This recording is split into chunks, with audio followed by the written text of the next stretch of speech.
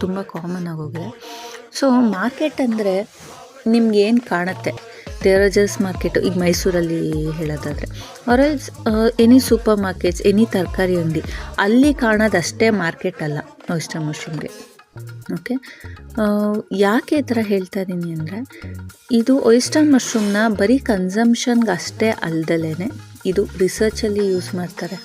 ಇದರಲ್ಲಿರೋ health ಬೆನಿಫಿಟ್ಸಿಂದ ಯಾವ್ಯಾವ nutrients ಇದೆ ಇದರಲ್ಲಿ ಅಂತ ಸ್ಟಡಿ ಮಾಡೋಕ್ಕೆ ಯೂಸ್ ಮಾಡ್ತಾರೆ.